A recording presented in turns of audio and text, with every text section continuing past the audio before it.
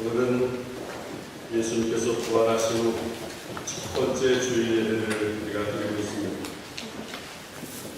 그동안 우리들이 고난주간 동안에 아침 기도를 모이고 순환 금요일에는 세족식과 성찬을 나누면서 예수님의 부활을 준비했습니다. 그리고 지난주에 부활 주일 예배를 드리면서 주님이 다시 사신 부활의 기쁨과 부활의 능력이라는 것을 우리 마음에 감격과 감동으로 받아들이게 되었습니다. 근데 사실 예수님의 부활을 처음 경험하게 된 사람들에게 오늘날 우리들이 갖게 되는 감동적인 마음과 상황이 상당히 달랐을 것입니다.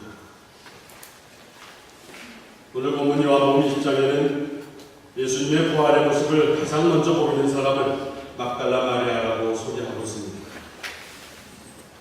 막달라 마리아는 안식일 다음 날 아직 어둠이 깔려있는 이른 아침에 예수님의 무덤으로 달려가는 것입니다. 이렇게 무덤을 찾아온 이 여인의 마음은 사실은 기쁨이 아니었습니다. 오늘날 우리들이 갖게 되는 감동과 설레임이 있는 것도 아니었습니다.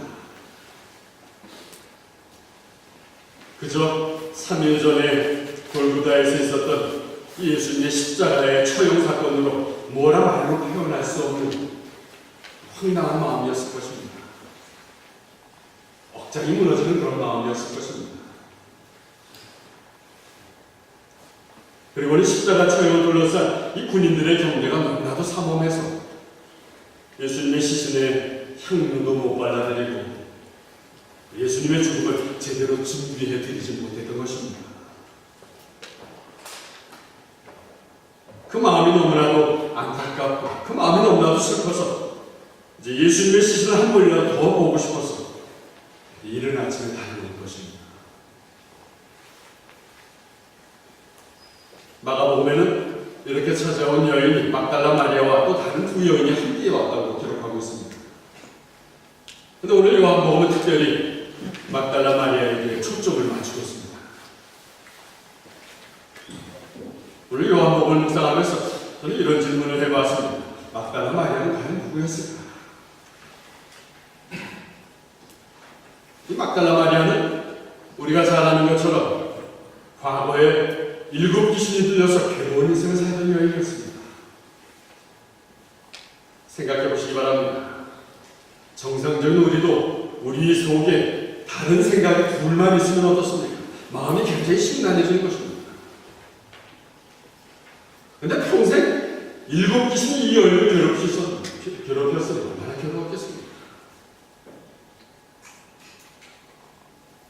그러던 어느 날 이 여인은 예수님을 만나게 됩니다. 예수님께서는 이 여인에게서 7 귀신을 쫓아내 주십니다. 그리고 이 여인이 새로운 삶을 살게 하십니다. 그러니까 막달라 마리아는 예수님의 사랑을 받은 여인이었다는 것입니다. 예수님의 은혜를 입은 여인이었다는 것입니다. 자신의 인생을 새롭게 하신 이 예수님에 대한 사랑이 남달랐다는 것입니다. 막달라 마리아의 모습을 보면서 우리는 도전을 갖게 되는 것입니다. 지금 이 여인은 예수님이 부활하신다는 사실을 알고 찾아온 것이 아니었습니다. 사랑하는 예수님의 죽음이 너무도 슬펐습니다. 너무도 안타까웠습니다. 그래서 찾아온 것입니다. 반면에 제자들의 모습은 어땠습니까? 이 제자들은 부활의 사실을 이미 들었습니다. 예수님께서 죽고 난 다음에 부활하신다는 사실을 알렸습니다. 그런데도 이 제자들은 그 시간에 숨어 있었습니다. 자신들도 예수님처럼 죽게 될까봐 두려움이 앞섰습니다. 그래서 그 시간에 제자들은 어디서 숨어서 꼼짝하지 않고 있었던 것입니다.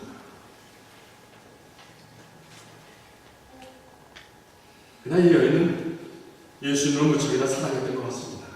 진정으로 사랑했던 것 같습니다. 그래서 위험을 무릅쓰고 예수님의 시신을 넣은 무덤으로 찾아온 것입니다. 그렇습니다. 이 진정한 사랑이라는 것은 다른 사람이 하지 않는 것을 하게 한다는 것입니다. 또 보통 사람들은 보지 못하고 보통 사람들은 듣지 못하는 것들이 있습니다. 그런데 진정으로 사랑하는 사람들은 볼 수 있다는 것입니다. 들을 수 있다는 것입니다.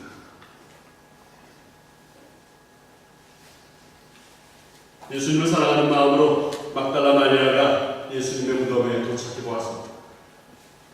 예수님 무덤에 도착해 보니 무덤을 막고 있던 큰 돌이, 엄청나게 큰 돌이 치워져 있는 것을 보게 됩니다.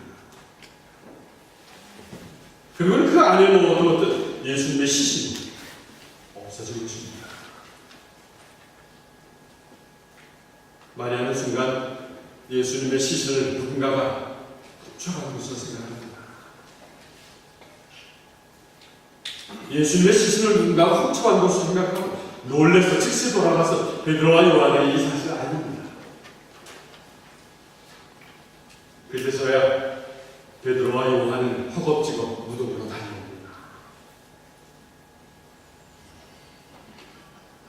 그러나 베드로와 요한은 무덤 안을 들여다보는 예수님의 시신을 볼 수가 없었습니다. 이들이 무덤에서 보게 된 것은 예수님의 옷과 천이었습니다. 예수님의 옷과 천이 한쪽에 잘 정돈이 되어 있었습니다.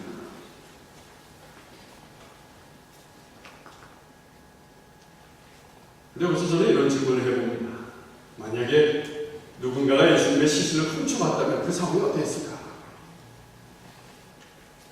그랬다면 아마도 예수님의 수건과 옷이 그렇게 잘 정돈이 되어 있지는 않았을 것입니다. 아마도 예수님이 걸치고 있었던 것들은 함께 없어졌을 것입니다. 아니면 예수님의 몸에 걸치고 있던 것들이 다 흩어져 있었을 것입니다.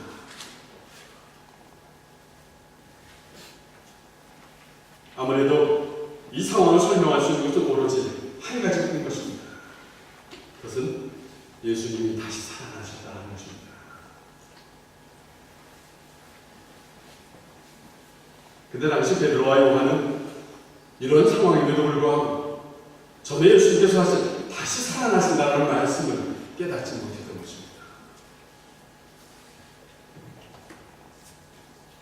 그래서 지금 제자들은 엄청난 혼란에 빠지게 되었습니다. 분명히 예수님의 시신은 무덤에 있지 않았습니다. 근데 옷이 잘 정돈된 것을 보니 누가 훔쳐간 것도 아니었습니다. 이들은 무덤을 보면서 막달라 마리아가 누가 시신을 훔쳐간 것 같습니다. 라는 사실에 대해서 확인할 수 있었습니다. 예수님의 시신이 무덤에 없다라는 사실을 믿을 수가 있었습니다.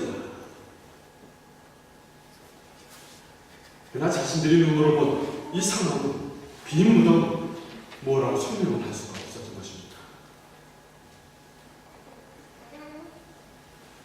이들은 분명히 예수님의 시신을 누가 훔쳐갔다고 생각하지는 않았던 것 같습니다. 만약에 베드로와 요한이 예수님의 시신을 누군가가 훔쳐갔다고 생각했다면 이들도 막달라와 마리아와 함께 예수님의 시신을 찾는다고 했을 것입니다. 찾으려고 했을 것입니다. 그런데 그렇다고 이들이 예수님이 부활하셨다는 사실을 믿지도 않았던 것 같습니다.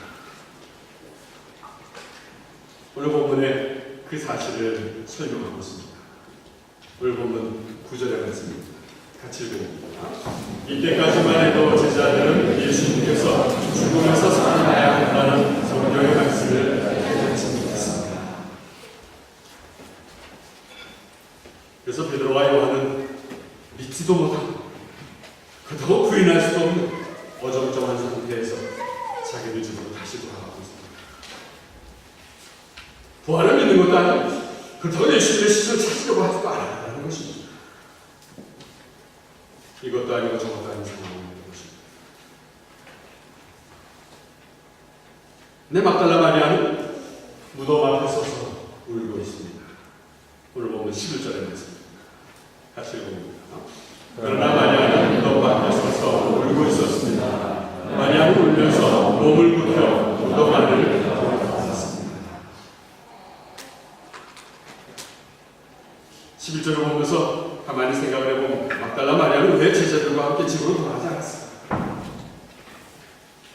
제자들은 집으로 돌아가는데 막달라 마리아는 왜 머물러 서 있었을까요?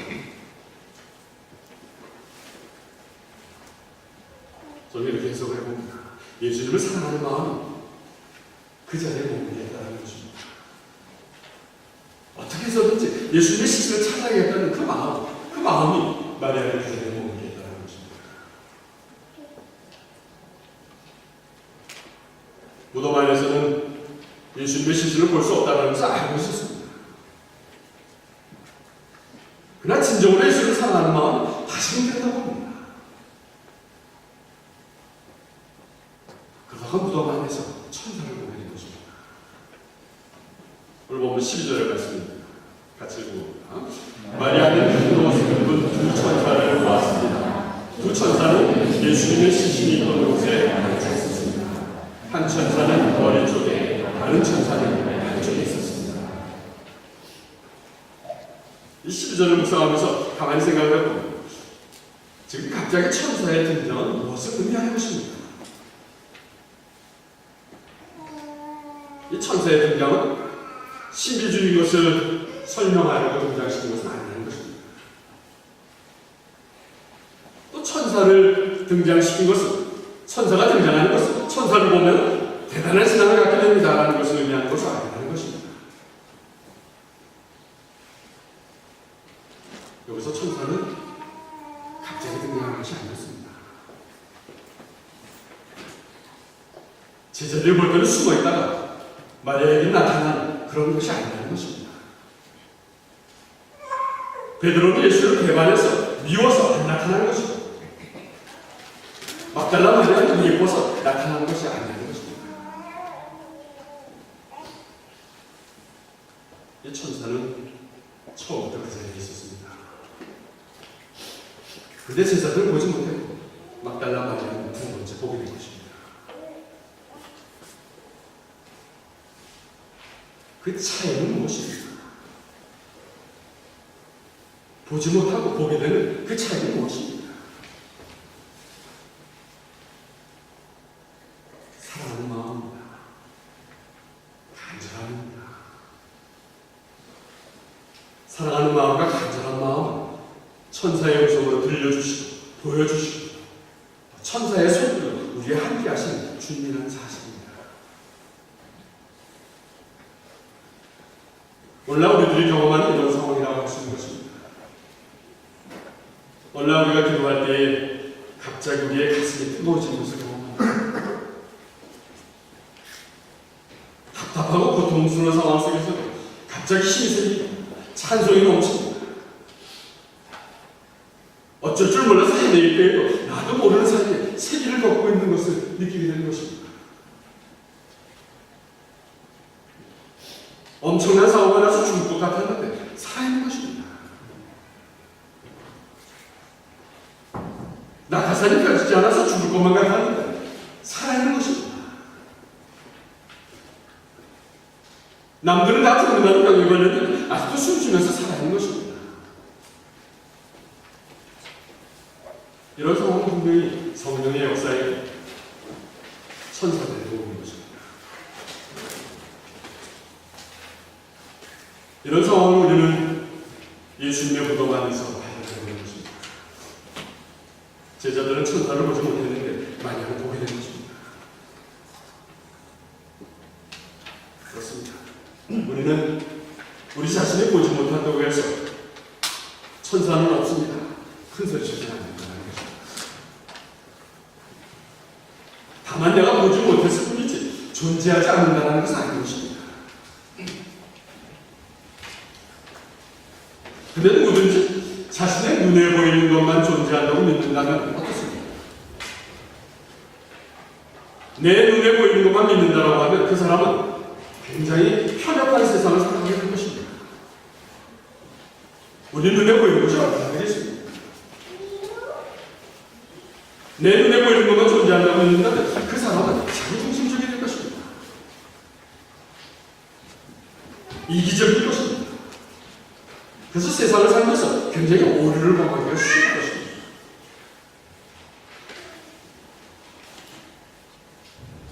오늘 보면 13절에 보니까 천사를 본 마리아에게 천사가 질문을 합니다. 여자여, 왜 울고 있어? 그들이 마리아가 대답합니다. 사람들이 예수님을 어디로 가져갔습니다. 근데 더 놀라운 사실이 14절에 기록이 되어 있습니다. 14절입니다. 같이 읽습니다. 마리아가 이 말을 하고 교회를 돌아가자 거기에 예수님께서 서 계셨습니다. 그러나 마리아는 그분이 예수님인 줄 알지 못했습니다. 질문이 생깁니다. 지금 막달라 마리아는 제자도 보지 못한 천사를 보았습니다. 근데 왜 예수님을 보지 못했습니까? 저는 그 이유를 이렇게 풀이해 봅니다. 누구든지 자기 슬픔에 빠질 수가 없습니다. 자기의 고통에 빠질 수가 없습니다. 자기 슬픔에 빠져 있고 자기 고통에 빠져 있으면 아무것도 볼 수 없다는 것입니다. 자기의 생각이 많으면 아무것도 보이지 않는 것입니다. 막달라 마리아는 예수님을 사랑하는 간절한 마음이었습니다. 그렇지만 너무 자기 슬픔에 빠져 있다는 것입니다. 자기 슬픔에 너무 빠져 있어서 예수를 볼 수가 없었던 것입니다. 여기서 자기 슬픔에 빠졌다는 것은 예수님을 구원한다는 사실을 믿을 수가 없었다는 것입니다. 예수님이 다시 살아난다는 사실을 믿을 수가 없다는 것입니다. 자기 앞에 나타나서 예수님으로 받아들이지 못했다는 사실입니다. 그렇습니다. 이것이 우리 대부분의 신앙인들의 현주소인 것입니다. 우리 누구라도 나는 믿음이 있습니다. 그 소리 칩니다.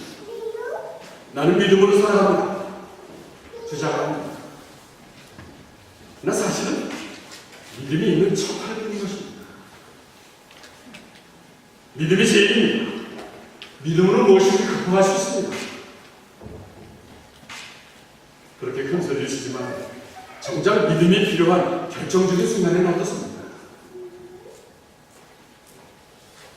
항상 이성적인 것을 먼저 찾는 것입니다. 논리적인 것을 먼저 찾게 됩니다. 합리적인 것을 먼저 찾게 되는 것입니다. 이성적이고 논리적이고 합리적인 이 세상의 방법으로 그 일을 바라보고 그 일을 처리하려고 한다는 것입니다. 이것이 우리의 현실이라는 것입니다. 믿음으로 결정하기가 쉽지 않다는 것입니다. 예수님의 부활을 믿음으로 바라보지 못한 마리아는 부활하신 예수님을 그저 동산을 관리하는 사람으로 보게 된 것입니다. 15절을 다시 한번 보겠습니다. 같이 읽어봅니다. 예수님께서 마리아에게 물으셨습니다. 여자여, 왜 울고 있느냐? 누구를 찾고 있느냐? 그나 슬픔에 빠져있는 마리아는 죽은 시체를 찾고 있는 마리아에게 살아있는 예수님이 보이지 않는 것입니다. 그런데 갑자기 상황이 전환이 됩니다. 오늘 본문의 16절의 말씀입니다. 같이 읽어봅니다. 예수님께서 마리아에게 마리아야 하고 말씀하셨습니다. 마리아는 예수님께 몸을 돌려 아람어로 라보니라고 외쳤습니다. 이 말은 선생님이라는 뜻입니다. 마리아라 부르는 예수님의 음성에 정신이 번쩍 듭니다. 살아계신 예수님이 눈으로 보이진 않았지만 마리아라고 들려주는 이 음성은 어디선가 익숙한 음성이었습니다. 그래서 그제야 정신이 번쩍 듭니다. 그러면서 예수님, 부활하신 예수님의 실체를 목격하게 되는 것입니다. 그리고 막달라 마리아는 평안을 갖게 되는 것입니다. 그렇습니다. 오늘날 여러분들은 무엇을 찾고 계십니까? 슬프고 안타까운 마음으로 울면서 죽은 예수님을 찾고 계십니다. 부활하신다는 예수님은 아직도 믿을 수가 없어서 오늘 본문의 제자들처럼 불안한 마음으로 살아가고 계십니다. 부활하신다는 예수님을 아직도 믿을 수가 없어서 오늘 본문의 제자들처럼 이것도 아니고 저것도 아니고 어정쩡한 모습으로 살아가고 계십니다.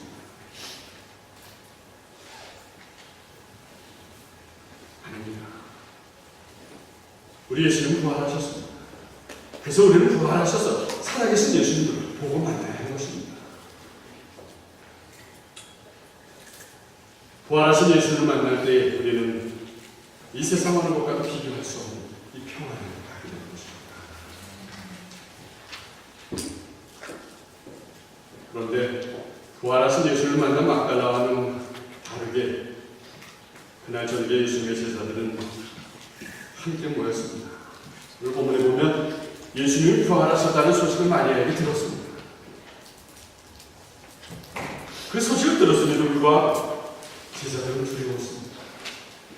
두려운 마음에 초조하게 떨면서 함께 모여 있었습니다.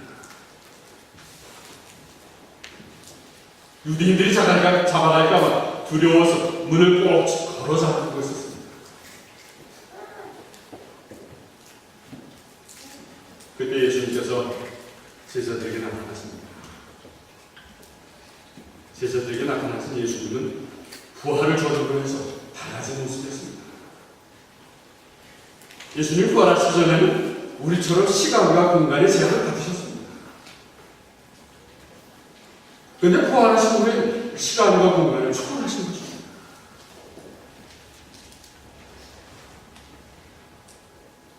시간과 공간을 초월하신 모습으로 나타나신 예수님은 제자들에게 세 가지 메시지를 전하셨습니다. 무엇보다도 가장 먼저 너희에게 평강이 있을지어다 메시지를 전합니다. 가만히 생각해보면 예수님께서는 왜 제자들에게 먼저 평강을 전하고 계신 것일까요? 왜냐하면 제자들이 여전히 불안해하고 있기 때문입니다. 이 죄성을 지닌 우리 인간은 사는 것이 불안함 그 자체이기 때문인 것입니다. 우리 인간은 항상 불안해합니다. 고통에 대해서 불안해합니다. 위험에 대해서 불안해합니다. 질병에 대해서 불안해합니다. 죽음에 대해서 불안해합니다. 심지어는 우리들 주변에 되어지는 일들이 아무 탈 없이 잘 돌아가요. 우리 주변이 평안한데 이러다 무슨 큰 일이 생기는 것은 아닐까요? 불안해하는 것입니다.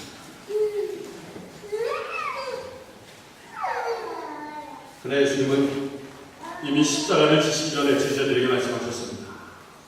요한복음 16장 33절입니다. 같이 읽어봅니다. 내가 이것을 너희에게 말하였으니 너희가 내 안에서 평안을 얻게 할 것이다. 이 세상에서는 너희가 고난을 당할 것이다. 그러나 내가 세상을 이겼다. 이 세상에서 너희가 고난을 당할 것이다. 나 담대하다. 내가 세상을 이겼다.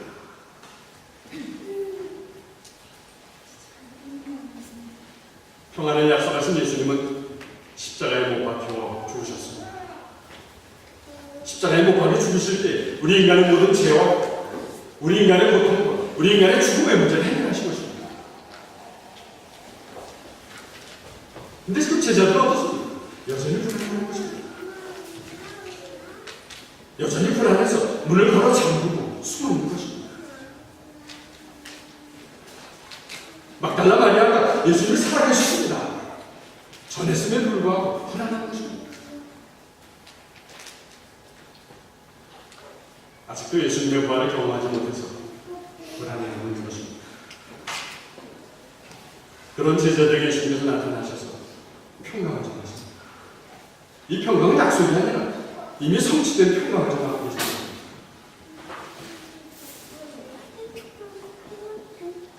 성취된 평강이라는 것은 무엇을 의미하는 것입니까? 예수님의 평안이라는 것이 약속하신 것에서 이제는 완전한 승리로 실제화되었다는 것입니다. 그래서 누구든지 부활하신 예수를 믿는다면 이미 평안은 주어진다는 것입니다. 예수님이 부활하셨다는 사실을 믿는다면 우리 안에 위기와 우리 안에 불안을 이길 수 있는 평강이 주어진 것입니다.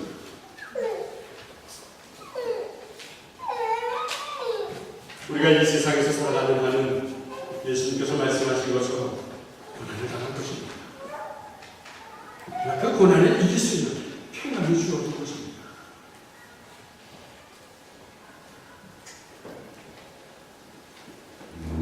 그런데 우리의 모습은 어떻습니까? 우리는 늘 문제가 없어지길 바랍니다. 우리는 늘 고난이 없어지길 바라고 있는 것입니다. 그런데 문제가 없어지고 고난이 없어지는 것이 중요한 것이 아니라는 것입니다. 문제가 없어지고 고난이 없어지는 것이 중요한 것이 아니라 문제를 이기고 고난을 이기는 것이 중요한 것입니다. 왜 그렇습니까? 왜냐하면 한 번 고난이 지나가고 끝났다고 다시 또 고난이 오지 않는 것은 아니라는 것입니다. 한 가지 문제가 끝났다고 해서 다음 문제가 오지 않는 것이 아니기 때문인 것입니다. 한 번 고난이 끝나도 고난은 또 올 것입니다. 한 가지 문제가 해결됐다고 해도 또 다른 문제가 또 다시 나타나게 되는 것입니다. 그래서 당장 문제가 없어졌다고 평안하다고 하지 않는 것입니다. 당장 고난이 없어졌다고 평안하다고 하지 않는 것입니다. 그러나 오늘 부활의 주님이 주시는 평강은 어떤 상황이 우리에게 다가와도 두려워하지 않는 평강이라는 것입니다. 어떤 고난으로 다가와도 흔들리지 않게 되는 평강이라는 것입니다.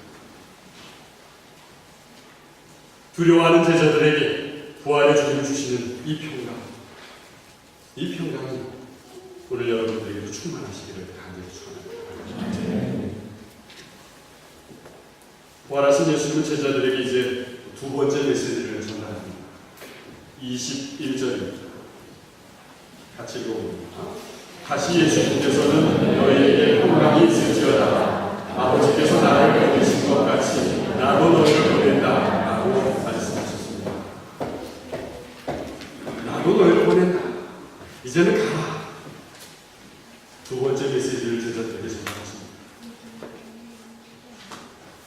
평강을 거듭해서 강조하신 예수님께서는 이제 제자들에게 보낸다고 말씀하십니다. 평강을 너희에게 주었으니 이제는 가라는 것입니다. 불안하고 초조한 것을 이기게 했으니 이제는 가라는 것입니다. 어디로 가라는 것입니다. 좀 더 높은 곳으로 가라는 것이 아닙니다. 좀 더 좋은 곳으로 가라는 것이 아닙니다. 좀 더 안락한 곳으로 가라는 것이 아닙니다.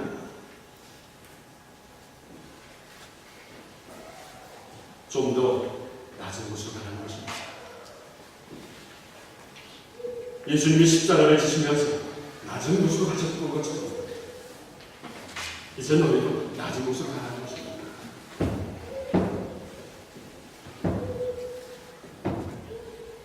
근데 문제는 우리들이 낮은 곳으로 가기를 싫어하는 것입니다.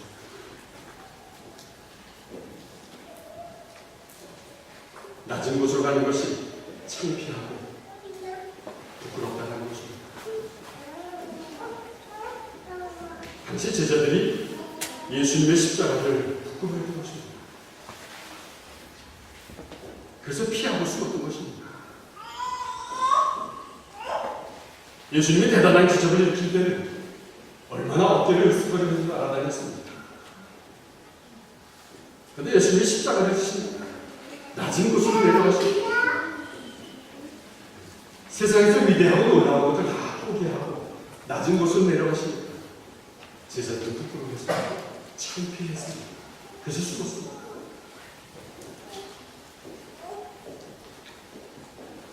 그런데 낮은 곳으로 가는 것이 절대로 부끄러운 것이 아닌 것입니다.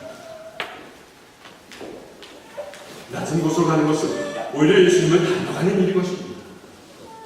그러기에 우리들이 낮은 곳으로 간다는 것은 예수님을 닮는 일이기에 자부심을 가져야 하는 것입니다.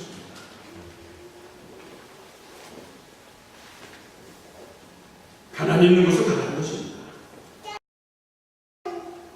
병들어 힘들어하는 곳으로 가는 것입니다. 외로워 소외된 곳으로 가는 것입니다. 그곳에 예수님을 갈망하는 사람들 찾아가는 것입니다. 만나는 것입니다.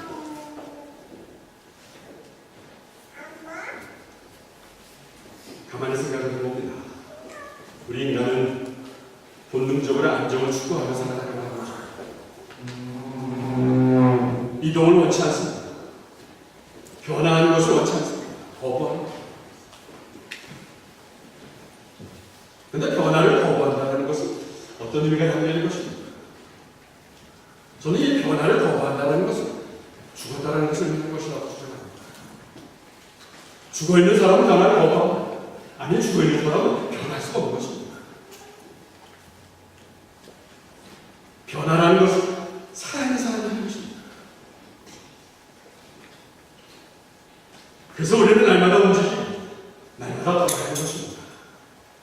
날마다 움직이고 떠나면서 새로운 것들을 창출해내는 것입니다. 왜냐하면 다시 사셔서 부활하신 예수님께서 우리가 함께 계시는 것입니다. 주님의 부활하심과 함께 우리에게 새 생명이 주어졌기 때문인 것입니다. 이제 부활하신 예수님께서 세 번째 메시지를 전달하십니다. 22절입니다. 같이 읽습니다. 이 말씀을 하시고 그들을 향해 손을 대시며 말씀하셨습니다. 성령을 받아라. 그렇습니다. 예수님은 지금 제자들이 떠나는 것을 두려워한다는 것을 잘 아셨습니다. 그래서 무작정 너희를 보내니 가라 하시지 않으셨습니다. 예수님께서는 제자들이 갈 수 있도록 성령을 주시고 계십니다. 성령은 어떤 것입니까? 성령은 이미 예수님께서 약속하신 것입니다. 성령은 보혜사입니다. 보혜사 성령을 가르쳐준다고 했습니다. 보혜사 성령은 모든 것을 알게 하신다고 했습니다. 또 보혜사 성령은 예수님께서 말씀하신 그 말씀을 생각나게 하신다고 했습니다. 그러니까 성령은 지혜를 주고 능력을 주는 것입니다. 성령으로 충만할 때 담대하게 생기는 것입니다. 성령으로 충만할 때 담대하게 나아갈 수 있는 것입니다. 성령으로 충만할 때 기도하는 것이 이루어지는 것입니다. 성령으로 충만할 때 우리 인간의 한계를 넘어설 수도 있는 것입니다. 성령으로 충만할 때는 살아가게 되는 것입니다. 성령으로 충만할 때 결국 오늘 예수님께서 말씀하시는 것처럼 잘못된 사람을 용서할 수 있는 것입니다. 성령으로 충만하지 못할 때 나에게 잘못한 사람을 미워하고 불평하고 원망하는 겁니다. 그런데 성령으로 충만할 때 나에게 잘못한 사람을 용서할 수 있기 때문에 너희가 누구든지 죄를 용서하면 그 죄를 사함을 받게 될 것이다. 이 성령이 여러분에게도 충만하시길 간절히 축원합니다. 사랑하는 여러분, 오늘 우리에게 주신 메시지는 무엇입니까? 여러분들은 불안과 초조가 아니라 평안하십니까? 여러분들은 변화하기가 싫어서 그 자리에 머물러 있는 것이 아니라 매일매일 변화하면서 낮은 곳으로 다가가는 그런 삶을 살고 계십니다. 여러분들은 여러분들에게 다가오는 이 한계를 극복할 수 있는 지혜와 능력이 있으십니다. 여러분들은 어떤 사람한테 용서할 수 있는 이 성령 충만함으로 살아가고 계십니다.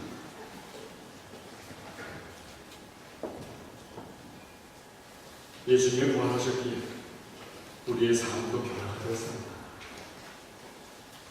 예수님이 부활하셨다는 사실을 우리의 가슴에 새기고 있기에 우리의 인생도 변화된 것입니다. 예수는 우리에게 평강을 주셨습니다. 예수는 우리에게 성령으로 찾아오셨습니다. 그래서 어떠한 고난도 이길 수 있는 능력이 우리에게 생겨진 것입니다. 그러니 이제는 예수님이 가는 곳이 어디든지 낮은 곳으로 떠나야 하십니다.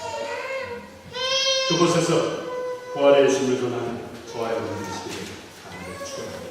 아멘. 기도하겠습니다. 사랑의 주님, 우리가 살고 있는 이 세상은 불확실한 세상입니다. 그래서 우리는 이 세상에서 불안해하고 초조함으로 살아가고 있습니다. 주님께서 이미 우리에게 약속한 그 약속의 사실들도 그대로 신뢰하고 받아들일 수 없는 그런 세상이기에 불안하고 초조하게 살아가고 있습니다. 그러나 주님, 주님의 약속은 신실하고 주님의 약속은 확실한 것임을 오늘 또 깨닫게 됩니다. 부활을 약속하신 주님은 다시 살아나셨습니다. 그리고 오늘날 우리의 삶에도 평강을 주시고 성령으로 동행하면서 주님이 원하시는 곳에 우리가 가기를 원하시는 주님이심을 고백하게 됩니다. 주님, 부활의 주님이 나의 주님이심을 고백합니다. 이 땅의 험한 길을 가는 동안에도 평안을 누리며 낮은 곳으로 나아가는 참 그리스도인의 삶으로 성령으로 동행해 주시옵소서. 예수님의 이름으로 기도드렸습니다.